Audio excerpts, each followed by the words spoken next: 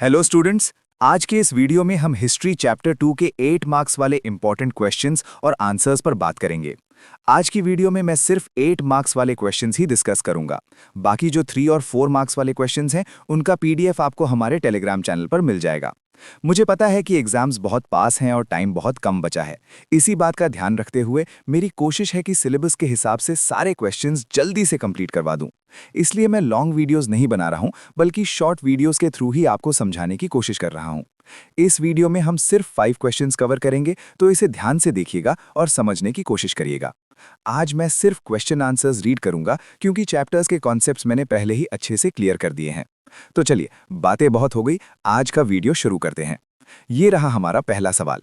अलीगढ़ आंदोलन के बारे में आप क्या जानते हैं? इस आंदोलन के विस्तार में सर सैयद अहमद खान की भूमिका क्या थी? इंट्रोडक्शन। भूमिका। 19वीं सेंचुरी में भारतीय मुसलमानों के समाज और शिक्षा में सुधार लाने के लिए जो मूवमेंट चलाया गया, उसे ही अलीगढ़ मूवमेंट कहते हैं। इसके फाउंडर सर सैयद अहमद खान थे।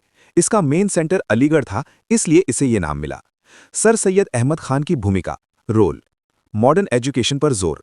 सर सैयद का मानना था कि मुसलमान तब तक तरक्की नहीं कर सकते जब तक वे वेस्टर्न एजुकेशन यानी पश्चिमी शिक्षा और साइंस को नहीं अपनाते। Scientific society. 1864 में उन्होंने साइंटिफिक सोसाइटी बनाई। इसका काम हिस्ट्री और साइंस की इंग्लिश किताबों का उर्दू में ट्रांसलेशन करना था, ताकि आम लोग भी उसे पढ़ सकें। MAO college. उनकी सबसे बड़ी उपलब्धि 1875 में अलीगढ़ में मोहम्मदन एंग्लो ओरिएंटल कॉलेज की स्थापना थी। यही कॉलेज आगे चलकर फेमस अलीगढ़ मुस्लिम यूनिवर्सिटी बना। तहजीबुल अखलाक।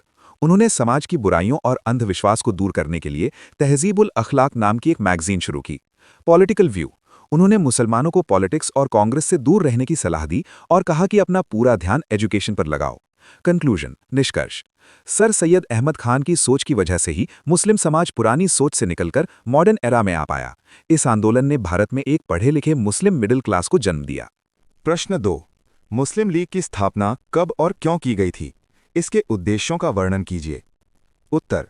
भूमिका।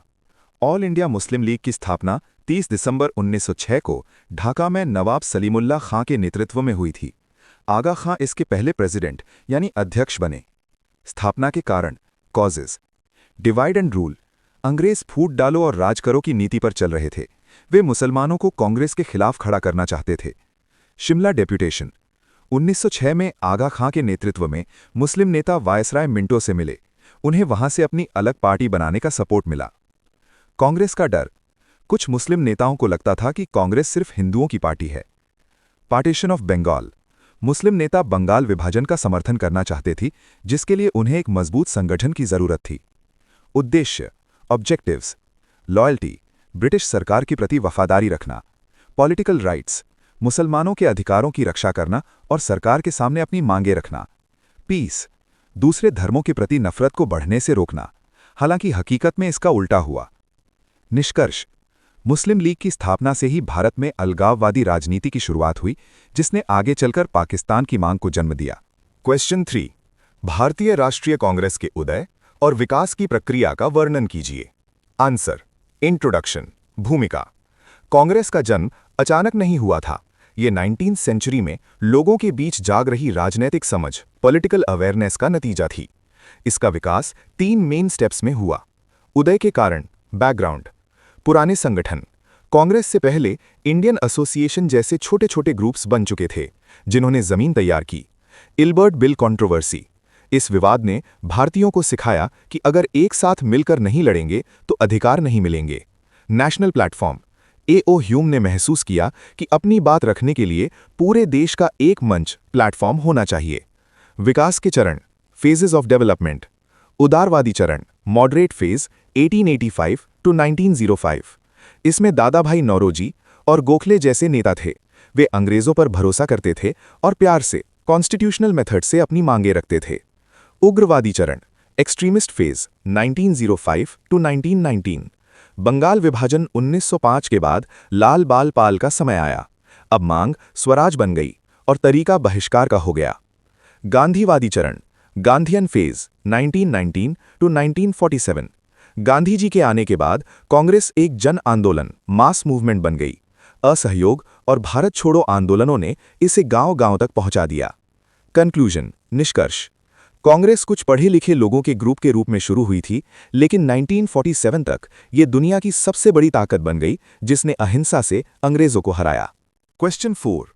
बंगाल में क्रांतिकारी आंदोलन की उत्पत्ति और विकास का वर्णन कीजिए। आंसर। इंट्रोडक्शन, भूमिका। बंगाल भारतीय क्रांतिकारी राष्ट्रवाद की लैबोरेटरी था।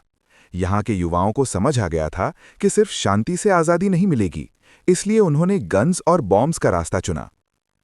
उत्पत्ति के कारण, origin. Partition of Bengal 1905। Lord Curzon ने जब बंगाल का बंटवारा किया तो युवाओं का गुस्सा फूट पड़ा। Failure of moderates.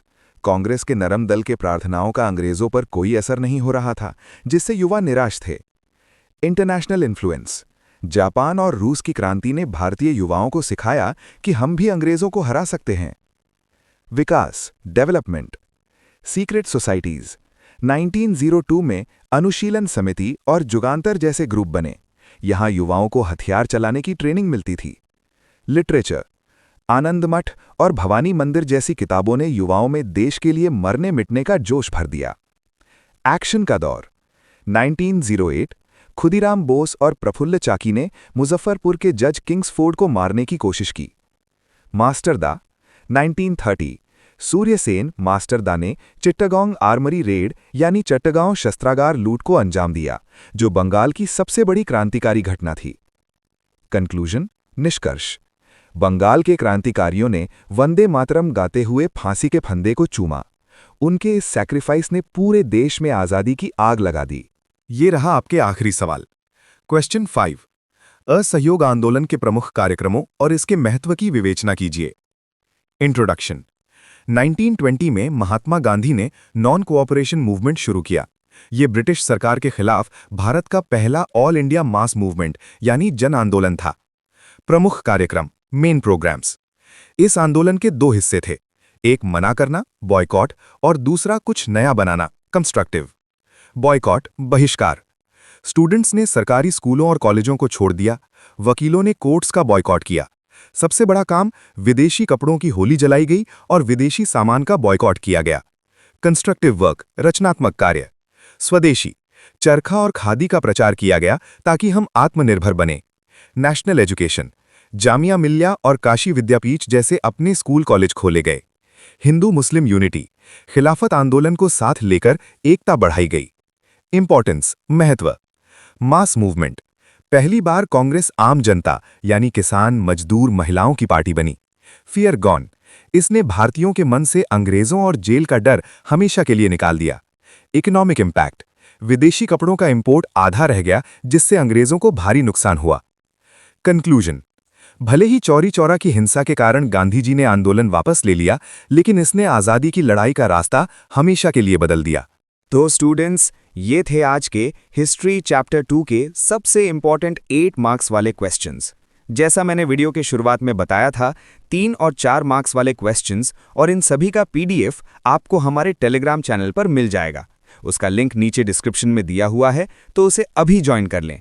अगर आपको आज का वीडियो समझ आया और अच्छा लगा तो वीडियो को लाइक ज़रूर करें, और हाँ, अपने दोस्तों के साथ शेयर करना ना भूलें, ताकि एग्जाम के टाइम उनकी भी मदद हो सके।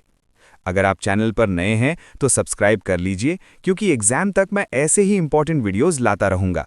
समय कम है, इसलिए जी जान लगाकर मेहनत करिए। मिलते हैं अगले वीडियो में, तब तक के लिए पढ़ते रहिए और आगे बढ़ते रहिए। जय हिंद।